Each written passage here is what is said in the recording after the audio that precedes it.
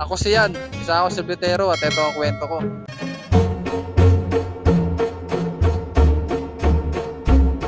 Papasok na nga ako dito sa Martinico Street at ngayon araw nga, dito nga gagawin ng episode 4 ng Street Series. Sana makarami ako ng benta dito. Meron nga ako nakitang iskinita, kaya naisipan ko na tumabi muna dito. Bili kayo? Ay, bibili.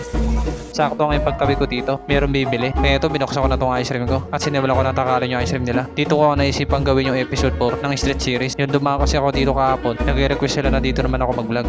Ay, shoutout nga pala natin dito dalawa. Natapos ko na takalan yung ice cream nila, kaya isa ko na binigay sa kanila. Nabigay ko na nga at meron pang bumili, kaya kumuha na ako ng apa at sinimulan ko na magtakal ng ice cream. Natapos na nga magtakal ng ice cream, kaya binigay ko na sa bumili. Sinarado ko muna itong ice cream ko at tumambay muna ako dito habang nagkakalembang, baka kasi meron pang bumili.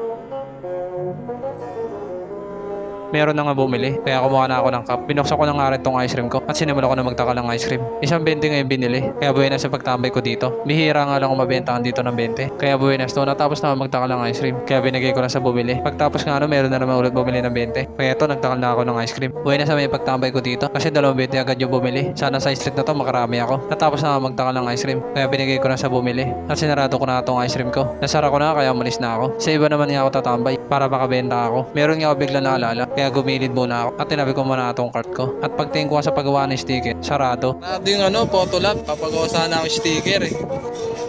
Ayun Ay nako. Next time na lang. Umalis na nga ako kasi sarado yung paggawa ng sticker. Dito nga ako nagpapagawa ng sticker at dito nga lang sa Martinico Street. Meron nga ulit ako nakita ng iskinita, kaya tumabi muna ako. At itong iskinita nakita ako kasi napansin ko may mga bata, kaya tumambay muna ako dito. Bibili. Sweet place.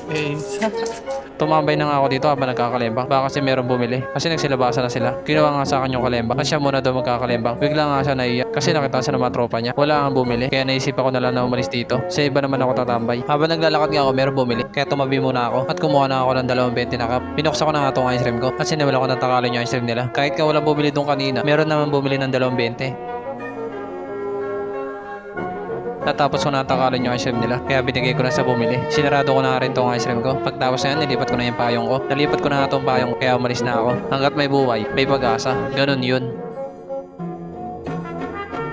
Papunta na nga ako dito sa kanto ng Martinico. At pagliko ko nga sa street na to, ibang street na nga to. At ngayon nga, marami nga bumili dito. At pag-episode 4 na nga to ng street series. At ngayon nga, naka 120 na ako dito sa pero kahit ganun, okay na rin. Sa ibang street nga, hindi ako gano'n nabibentahan.